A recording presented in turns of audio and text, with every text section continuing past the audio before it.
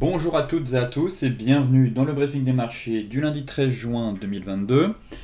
Avant de débuter cette émission, je vous laisse prendre connaissance de l'avertissement légal sur les risques.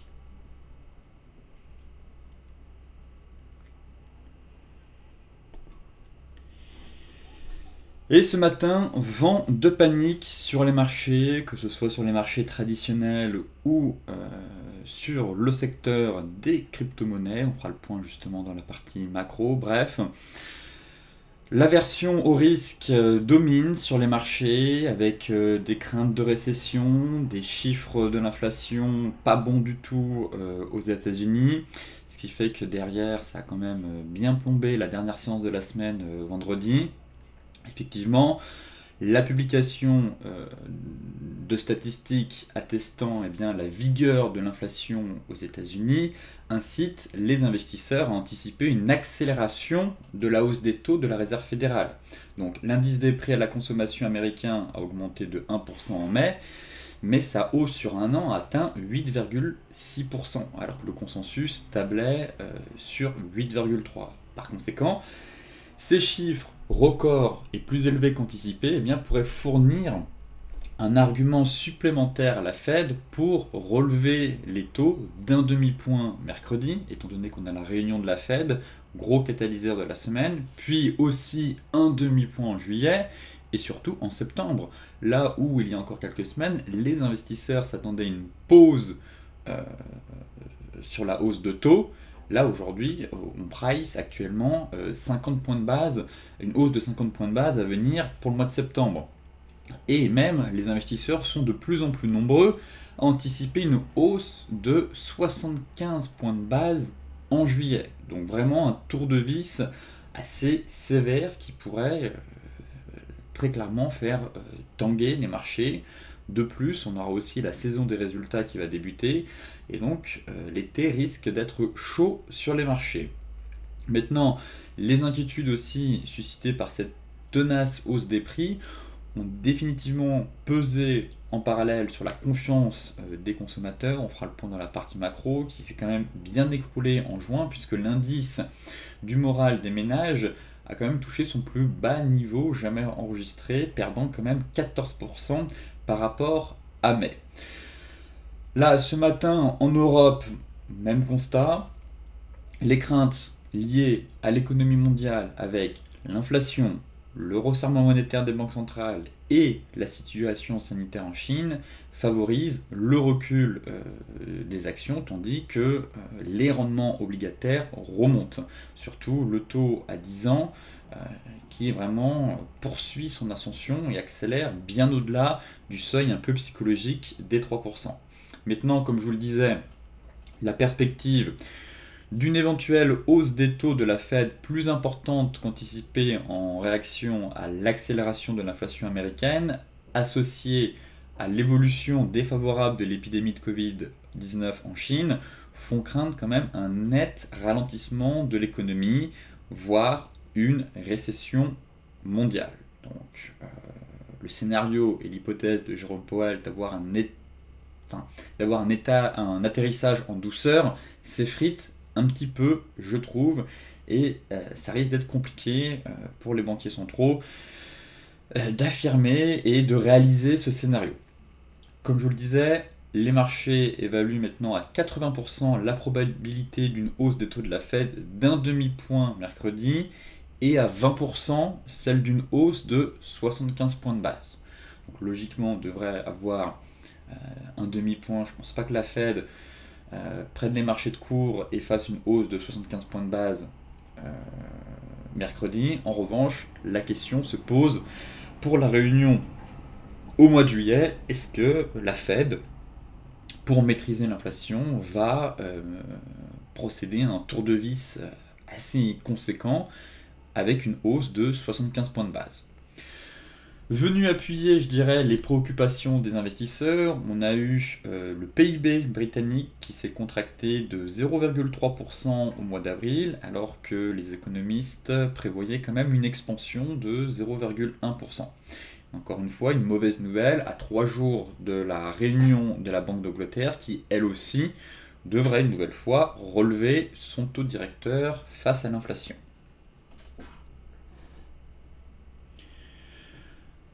Concernant la partie macro, comme vous avez pu le voir, on a eu quand même une poursuite de l'hémorragie baissière sur le marché des crypto-monnaies.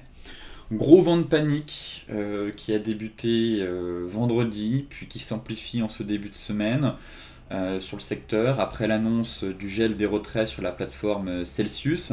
Donc Celsius Networks empêche désormais ses clients de retirer ou de transférer leurs crypto, et c'était un peu une plateforme de lending et de stacking qui a effectivement été fortement impactée par l'effondrement, rappelez-vous, de l'UST avec Terra Luna. Donc actuellement, la plateforme serait soupçonnée d'être insolvable. Donc là, on est quand même venu casser les gros niveaux clés sur Ethereum et Bitcoin, à savoir les 30 000 dollars, la zone 28 000, 30 000 dollars sur le BTC, et l'Ethereum, la zone des 1800, 1700 dollars. Par conséquent, on peut superposer un peu ce graphique qui représente ici un peu les cycles et la psychologie des marchés avec le cycle actuel du BTC. Donc bien évidemment, on est dans un territoire de bear market. On pouvait espérer encore un gros range technique ici entre 30 000 et 60 000. Derrière, le marché a quand même cassé ce niveau. Et regardez la similitude quand même un peu avec les différents cycles et la psychologie des investisseurs. Donc là, on est vraiment un peu... on a cassé un fameux niveau clé, je disais les 30 000. Je ne sais pas si on est dans une phase de capitulation. En tout cas, il y a énormément de peur sur les marchés, pas mal de panique. On n'a très clairement pas atteint la phase de désespoir. On est venu combler le fameux gap laissé ouvert sur les contrats à terme CME. Donc ça, c'est un gros niveau clé. Ensuite, le prochain niveau que je surveille, ça va être la moyenne mobile 200. Mais là, on fera un gros point dans la partie technique juste après. Mais très intéressant de voir que finalement, c'est toujours la même chose. On a différents cycles où la smart money rentre, les investisseurs institutionnels, le public et les différentes phases, je dirais, psychologiques que peuvent avoir les intervenants. Donc là, on se situe pour moi entre la peur et la capitulation. Pour moi, capitulation, ce serait vraiment si on casse les anciens plus hauts historiques de 2018 autour des 20 000 dollars. On entrerait même derrière, à mon avis, dans une phase de désespoir.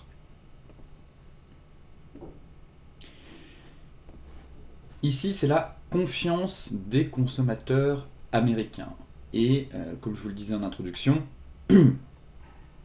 très intéressant de voir que l'indice de la confiance des consommateurs américains a touché quand même son plus bas niveau jamais enregistré. On s'est établi, il me semble, à 50,2 points, un recul qui a quand même surpris, je dirais, l'ensemble des économistes et des analystes. Et on peut peut-être estimer qu'on est dans de l'excès de pessimisme. Effectivement, ça peut être des indicateurs intéressants pour prendre un peu la température sur les marchés, pour savoir si effectivement on est dans une peur totale, si on est dans de l'excès de pessimisme, comme ça peut être le cas actuellement, étant donné qu'on évolue quand même sous les plus bas de 1980, mais surtout sous les plus bas de la crise des subprimes. Et la situation économique est quand même différente. Oui, il y a des craintes de récession, oui, l'inflation élevée impacte violemment, je dirais, le portefeuille des ménages, mais aussi les marges des sociétés, mais en 2008, il y avait quand même des gens qui avaient tout perdu. Notamment avec l'effondrement de l'immobilier, des personnes à la rue et un taux de chômage extrêmement élevé derrière. Là, comme on a pu le voir avec le dernier rapport sur l'emploi, pour l'instant, le chômage est relativement bas et les créations d'emplois sont correctes. Après, on va peut-être avoir un marché de l'emploi qui va arriver dans un stade de surchauffe, mais effectivement, la confiance des consommateurs est assez exacerbée, je dirais. Pour se retrouver sous ces niveaux-là, c'est quand même inquiétant, car on se dit, effectivement, on n'est pas en récession, on n'est pas non plus dans une grave crise économique, et le moral à la fois des consommateurs, mais aussi des sociétés et des investisseurs sont au plus bas. Donc maintenant, bien évidemment, reste à savoir comment la Fed va driver le marché mercredi. On sent quand même qu'on a un marché lourd, que la confiance s'érode peu à peu vis-à-vis des banquiers centraux. Leur scénario dans lequel ils ont eu tort, notamment sur la trajectoire de l'inflation. Donc là, vraiment, ça va être délicat et ça va être très important de surveiller le discours de Jérôme Powell. Pour avoir un peu plus de visibilité, peut-être permettre au marché enfin de reprendre, je dirais, un peu de hauteur, mais tant que Jérôme Powell n'aura pas fini de délivrer tous ces messages restrictifs, eh bien, il y a toujours un risque d'avoir une nouvelle jambe de baisse et une poursuite, je dirais, globalement, de cette dynamique baissière qu'on a un peu sur les indices qui a débuté déjà depuis le début de l'année. Concernant la partie technique, grosse dégradation sur le CAC 40. L'objectif du double top, rappelez-vous, a largement été atteint. Je visais un retour en TP2 sur les 6150. On l'a même gapé ce matin. Donc là, vous voyez, c'est un peu la grosse zone. Les anciens plus hauts de 2007 et de 2020. On a gapé ce niveau. J'estime vraiment que les vendeurs s'installent très confortablement sur l'indice 440. Ils prennent largement la main et je repasserai haussier mais prudent si on parvient à repartir au-dessus des 6150 points. Car là, pour l'heure, pour moi, on a une grosse dégradation. On casse quand même des zones clés. Le sentiment un peu d'avoir un couteau qui tombe et je serais pas étonné de voir le CAC 40 plutôt commencer à se stabiliser autour des 5950. Voilà, donc là on avait mis en place, je vous le disais, un plan vendredi et même jeudi suite à la validation du double top et de la cassure du canal. Donc l'objectif théorique a largement été atteint. Et le TP2 même pulvérisé ce matin, on gape ce niveau. Donc là je suis assez méfiant, très honnêtement. Pas envie d'être acheteur sous résistance, pas envie d'être acheteur juste avant la réunion de la Fed, car là pareil, on n'est pas à l'abri d'une mauvaise surprise encore une fois. Si elle annonce une hausse de 75 points de base pour sa prochaine réunion au mois de juillet. Donc pour le coup, plutôt envie d'attendre une stabilisation du marché, peut-être pour revenir combler ce gap complètement. Donc celles et ceux qui sont vendeurs, eh bien, abaissent leur stop, prennent des bénéfices. Mais pour l'heure, je trouve que le marché reste extrêmement fragile. On n'a toujours pas de signaux haussiers. Je vais enlever le stop loss qui était mis à BE ici, étant donné que TP1, TP2 ont largement été faits, donc fin du trade. Mais voilà, si on peut revenir un peu plus bas, vers les 6000 points, 5950, c'est un niveau que je surveille pour jouer le rebond technique. Voilà, plutôt envie de jouer un rebond technique sur ce marché, plutôt que vous dire, ok, on s'est fait peur, le marché va repartir en direction des 6500 points. Non, là on sent vraiment une certaine fébrilité de la part des investisseurs, de la part du marché, sentiment qu'on a un couteau qui tombe, et l'idéal, même si on entre un peu en territoire extrême de vente, ce serait d'attendre quand même une stabilisation du marché, et surtout on pourra commencer à mettre des plans swing après la réunion de la Fed. Donc là, plutôt une cible baissière en direction des 5955. Et l'idéal pour repasser acheteur, bien évidemment, ce serait de pouvoir se positionner ici. Mais sinon, si on n'atteint pas ce niveau, de recasser à la hausse notre fameuse zone mensuelle. Concernant le DAX, c'est la même chose. On est dans le range. Là, le TP1 et le TP2 ont largement été faits. J'évoquais avec vous le fait qu'on pouvait aller chercher vendredi les 13 900, 14 000. On est allé bien plus bas. On a vraiment fait la rotation complète du range. Ça a été très rapide pour seulement quelques séances. Donc là, même constat, une zone de prix qui m'intéresse, étant donné qu'on est dans un très beau range technique, voilà, entre 14 900, 800, et la zone basse pour moi ce serait 13 450, 13 300. Donc là pareil, je reprendrai massivement les ventes pour aller chercher ce gap ici, si on casse les 13 340, très clairement. Il y a encore, je pense, bien 400 points à aller chercher sur le DAX, mais pour l'heure, on est potentiellement dans un range. Donc, pareil, à surveiller voilà, cette zone pour voir si on a une réaction positive du marché pour venir combler ce gap et jouer le rebond technique. Voilà le plan. Pour l'instant, c'est le range. On reprendra les ventes si ce niveau casse pour venir combler le gap. Donc là, en données 4 heures, on commence à rentrer un peu dans une situation vendeuse assez extrême, mais je n'ai pas malheureusement de chandelier de retournement. On sent que la pression reste lourde, peut-être jongler sur des unités de temps un peu plus courtes, voir si le marché ne va pas accélérer un peu plus bas pour vraiment venir taper le bas de range, qui est 100 points plus bas pour moi. Mais on est dans une zone, on a une grosse zone ici, on s'est arrêté pile poil dessus, et là je vous invite à surveiller vraiment des chandeliers de retournement sur des unités de temps un peu plus courtes pour jouer ce rebond technique à venir sur l'indice allemand. Pour l'instant, donné horaire, il n'y a pas grand chose, pas d'avalement, pas de bougie flux, et c'est le même constat en donné 15 minutes. Donc, pas de précipitation sur ce marché. Peut-être qu'on va former une petite divergence ici en 15 minutes. Si on retombe un peu plus bas, il y aura peut-être une divergence à jouer. Mais pour l'heure, voilà, le marché reste fragile, les vendeurs gardent la main, donc vraiment prudence sur les achats. On est certes sur une zone, mais il est nécessaire d'attendre un joli signal de retournement pour rentrer en position sur ce marché. Le Dow Jones, l'objectif a été largement atteint de sortie de range. Là, on va ouvrir avec un beau gap baissier, quasiment 2%, je pense, si on ne reprend pas de la hauteur. On devrait ouvrir sur le bas de canal. Donc pareil, hein, c'est un chouette niveau à surveiller. Un rebond est possible, très clairement. Hop. Donc là, objectif largement atteint.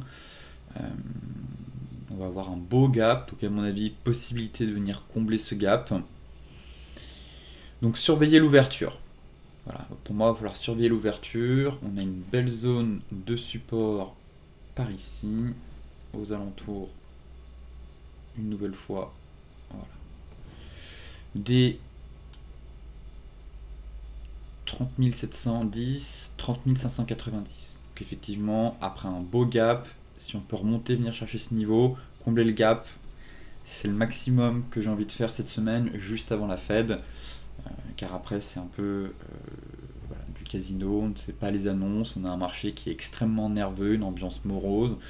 Donc là je pense que c'est surtout un rebond technique à jouer. Donc surveiller l'ouverture du cash ici, car on pourrait taper une zone clé. Voilà, un bas de canal avec une belle zone de support. Vous voyez, c'est ici on avait fait un excès sur mèche une première fois.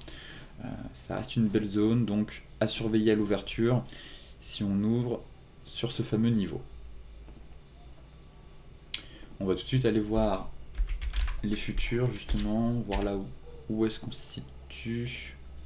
Ouais. Vous voyez, on a un beau niveau, je trouve. On est pile poil dessus. Donc là, ma zone, je vais enlever l'Ishimoku.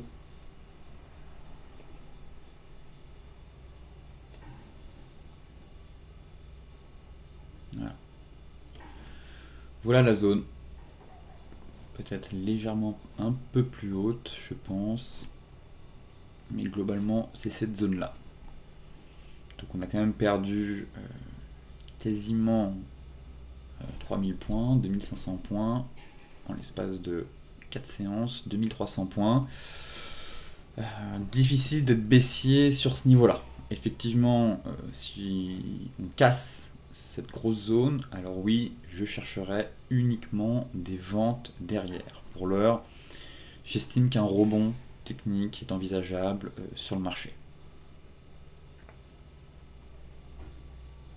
Pour l'heure, en tout cas. Mais les vendeurs ont la main, mais ils enfonceront le clou si vraiment voilà, on casse cette grosse zone technique. Alors là, on aura vraiment un signal pour poursuivre les ventes et aller chercher sous les 30 000 points. Là, en données 4 heures, on a un marché relativement fébrile, je trouve, mais bon, pareil, peut-être un début de range, un peu tôt pour parler d'un range, mais on revient sur les précédents plus bas, c'est une zone. Techniquement, c'est un beau niveau, mais sous ce niveau, sous 30 400, ça devient dangereux. Donc là, pareil, surveiller un chantier de retournement. Pour jouer un rebond technique, on a un début de divergence, effectivement, on a un début de quelque chose ici. En données horaires, pour le coup, ça peut être intéressant. Vous voyez, là je note, je vais prendre plutôt ce trait-là, un début de divergence. Proche d'une zone, donc effectivement, si on valide cette divergence cet après-midi, il y a moyen de venir combler le gap et reprendre un peu de hauteur, mais il ne faut pas être trop gourmand à mon sens. Donc voilà, un plan pour jouer un rebond technique sur le Dow Jones et reprise des ventes si on enfonce ce fameux niveau clé. L'euro-dollar, TP2 atteint.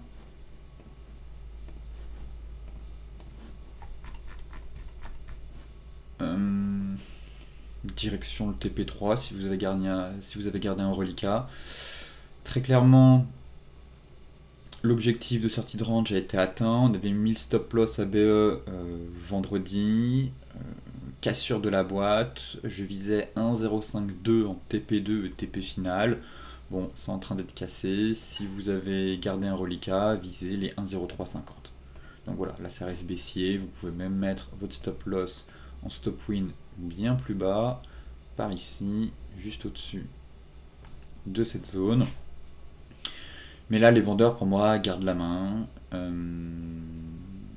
est en train de casser un niveau de support, donc l'objectif c'est d'aller chercher les 1,0350. 1,0350. Voilà, objectif atteint, ça casse. Baissez votre stop loss, mettez un stop loss win si vous avez gardé un reliquat, et l'idéal c'est d'aller chercher les 1,0350. Voilà, là je vois pas d'autres configurations. La pression baissière s'intensifie. Pas de changer de retournement. On casse des niveaux de support, donc voilà. J'attends de voir si le marché parviendra à se stabiliser dans les prochains jours, mais je serais intéressé de nouveau pour chercher des achats plutôt sur les 1,0350. Voilà, si on parvient à se stabiliser ici, pourquoi pas jouer un rebond en direction des 1,0520, mais pour l'heure c'est baissier, rien à faire.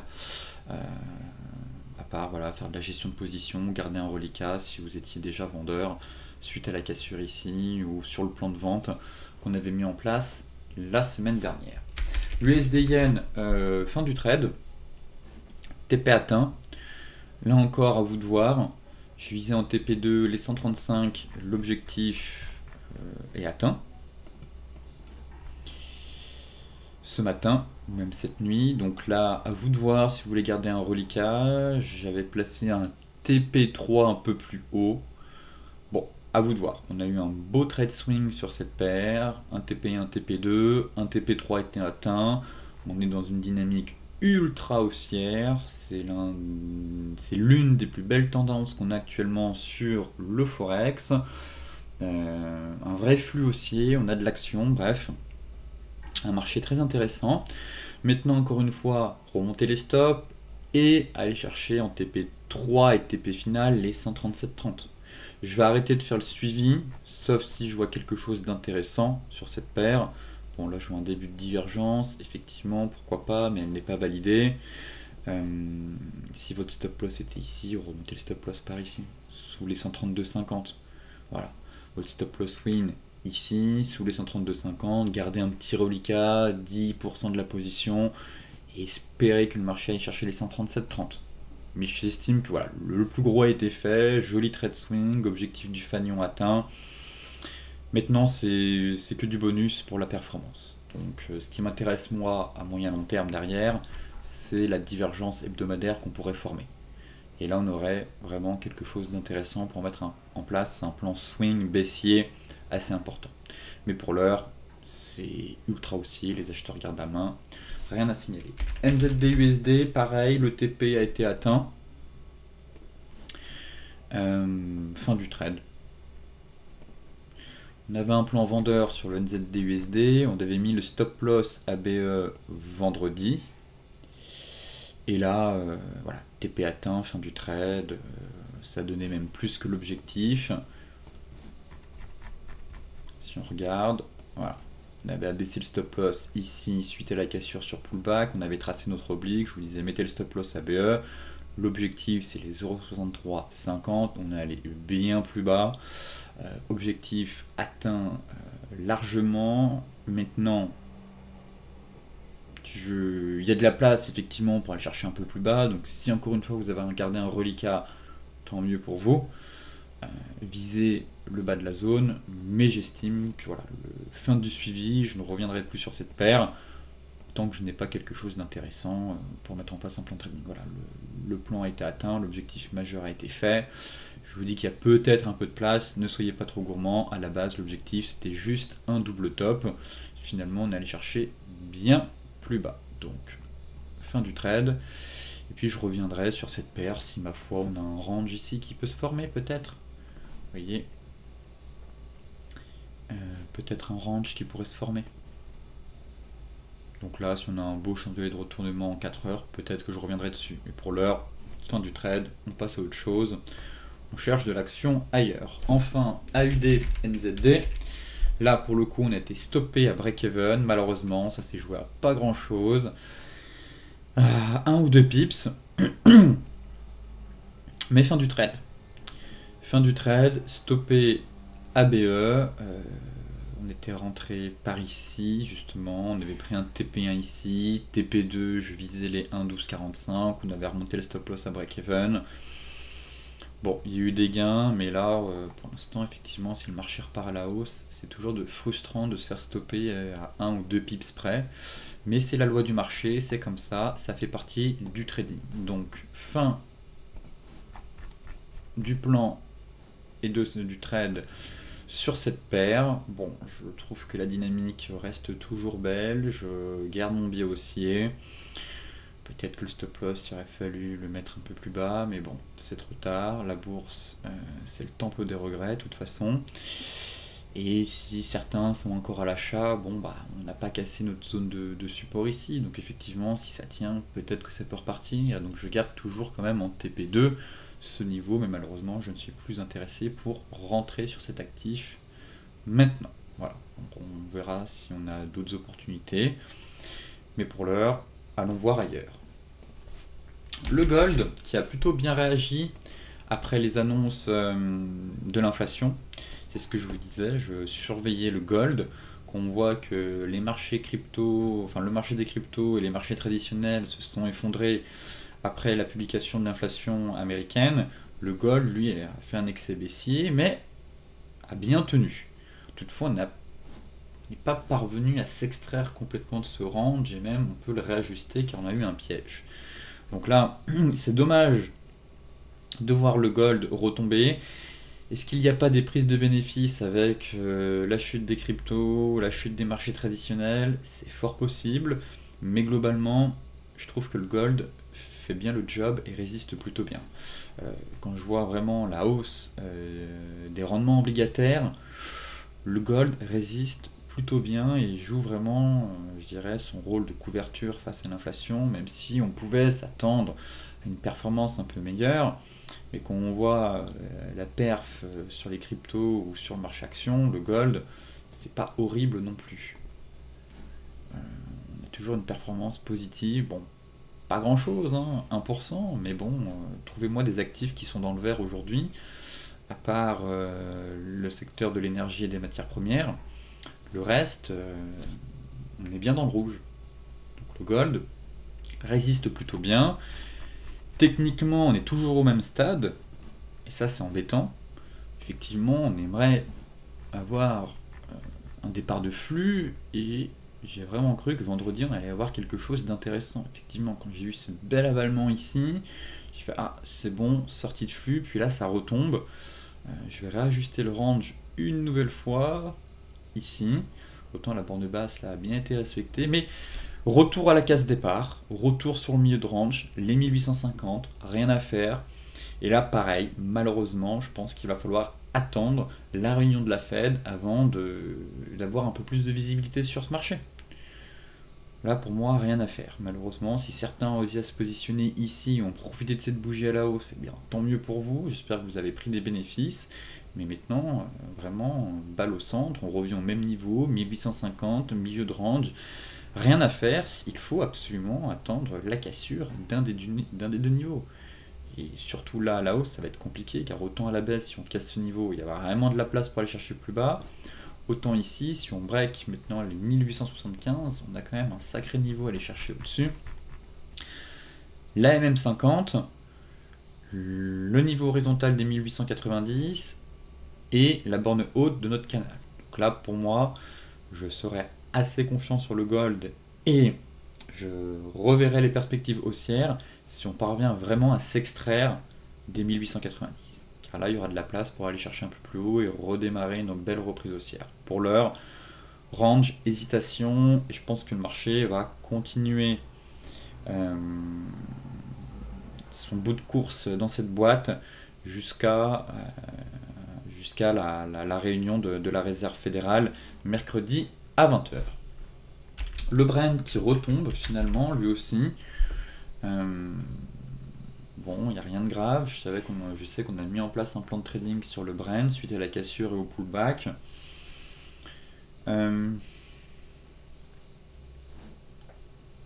a toujours ce canal haussier qui est en place, juste ici. Donc peut-être qu'on revient. La cassure, la bougie hebdomadaire. Ouais, la bougie hebdomadaire a été franchement limite. Ça manquait de conviction, clôture de bougie. La semaine dernière, je vous disais de surveiller une clôture au-dessus des 121,60. Et puis au final, là, la bougie est franchement timide. Après, pour autant, ça reste haussier. Ça reste haussier. On a un repli sur 3 petites bougies, mais pas de changement de retournement, pas de grosse bougie flux, pas d'alerte baissière en tout cas pour l'instant. Donc le plan de trading est normalement toujours en place. Le stop loss, ouais, on l'avait mis sous la même 50. Donc et sous les plus bas, ouais, c'est un peu limite. Quitte à baisser un petit peu. Voilà. Baisser un tout petit peu pour vraiment pas qu'on soit sur le. Vous voyez là le plat du nuage qui s'aligne avec les mèches, donc ça c'est pas bon d'avoir un stop loss sur ce niveau là. Donc vraiment baisser un chouille le stop loss. Voilà. Pour éviter ce serait dommage de venir qu'on vienne taper le bas du canal, qu'on se fasse sortir sur mèche avant que ça reparte. Si le marché est amené à repartir, bien évidemment, il n'y a aucune certitude là-dessus. Mais pour l'instant, je continue à être haussier, on est soutenu par la MM50, on travaille un peu cette zone de support, ajuster bien le stop loss, et puis bon, bah, si le marché doit venir chercher le stop, c'est pas grave, ça fait partie du jeu, on a eu quand même une bonne série sur le Forex, sur les indices aussi, et là sur le pétrole, je garde quand même un biais haussier, et je pense que le marché pétrolier a vraiment les capacités de déclencher une nouvelle jambe de hausse et d'aller chercher un peu plus haut. Donc pour l'heure, je passerai baissier si on réintègre violemment ce range. Et tant qu'on est dans ce canal, pour moi, on a une montée en douceur à l'intérieur d'un canal haussier et les acheteurs gardent la main. Le light, c'est la même chose, c'est retombé, on n'a pas réussi à breaker les 121. 60 là aussi. Je vais enlever ce range, je vais enlever l'Ishimoku et voir si je peux tracer un canal. Ouais. Je vais mettre en point de contact ici.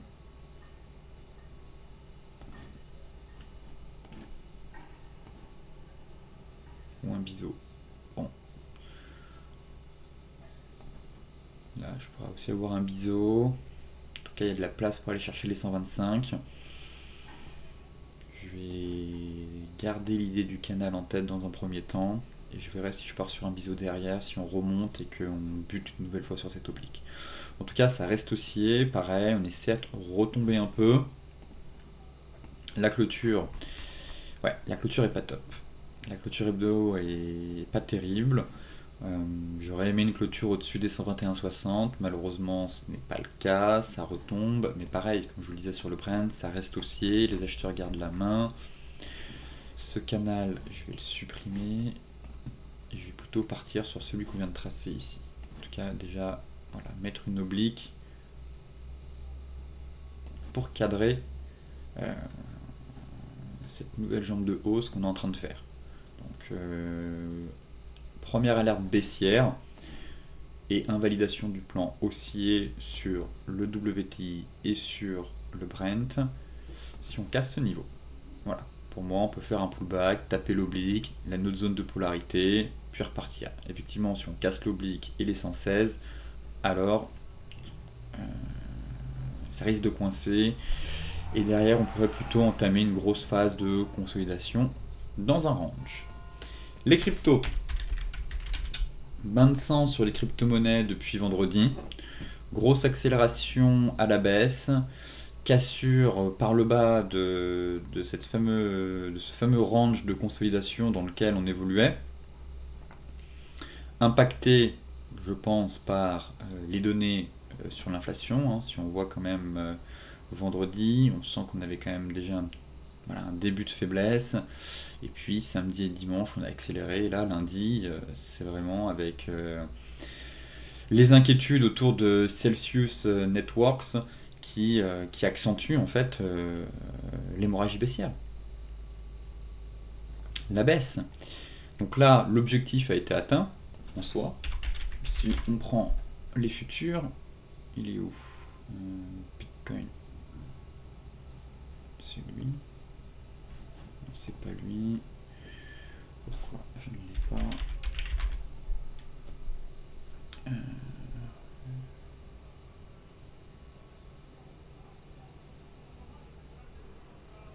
C'est lui. Voilà. Donc là, il y a quand même aussi un gros gap. Donc là, on aura quand même un niveau à noter après, à venir chercher. Mais globalement, vous voyez que le gap, voilà, on a gapé, on a ouvert pile au niveau du gap, et là on est en train de combler le gap. Donc si on se met en données daily, et effectivement, tac, voilà, c'est par ici. Donc derrière, il y a un deuxième gap un peu plus bas, vers les 18 900, 20 000. Là pour moi on est sur un niveau de support actuellement, c'est 23 500, 23 800. Voilà, donc là on a un petit niveau de support là où il y avait le gap. Si on casse, eh bien BTC retour sur 18 000. Bon, on ne voit pas, mais l'ancien plus haut historique.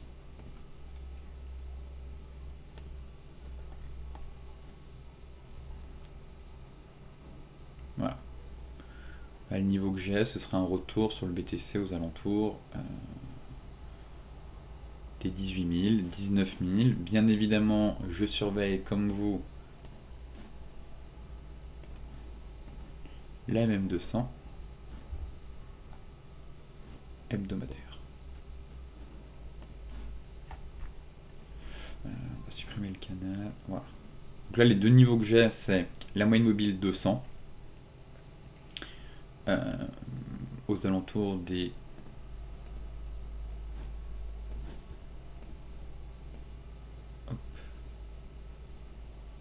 voilà, on est à 22 310 pour la MM200. Donc là c'est un niveau quand même, vous voyez à chaque fois, tac, tac, tac, tac, tac. Donc par le passé, c'est un niveau qui a été assez réactif, je dirais, qui a eu de bons résultats, qui a permis de rebondir. Donc pour moi ça va être une zone que je vais tracer aux alentours des 22 310 avec les anciens plus hauts. On peut très bien se faire une grosse mèche XC baissier avant de repartir. Vous voyez, aller chercher les 19 000. Donc là pour moi c'est 22 370 et 19 200. Donc voilà les zones à surveiller dans les prochains jours sur les crypto-monnaies. En tout cas sur le BTC pour tenter de nouveau des achats de niveau MM200 plus haut historique. L'Ethereum quant à lui, sur le fil du rasoir. Donc ce qui me dérange, c'est que la M200 n'est pas aussi pertinente que sur le BTC. On n'a pas suffisamment d'historique pour évaluer la pertinence de cette MM200. En tout cas, on repose dessus. Mais ce que j'aime moins, c'est qu'on a quand même cassé les anciens plus hauts historiques. Vous voyez là, les 1400, on est en train d'enfoncer ce niveau. Donc derrière, si le BTC est amené à corriger, moi ce qui va m'intéresser surtout sur l'Ethereum, ça va être le seuil psychologique des 1000 $. Voilà. Là actuellement, on teste l'AMM 200. Si on a une réaction, tant mieux. Si le BTC est amené à corriger un peu plus, à aller chercher plus bas, je pense qu'on peut encore perdre sur l'Ethereum pour venir chercher la zone des 1000 $. Voilà.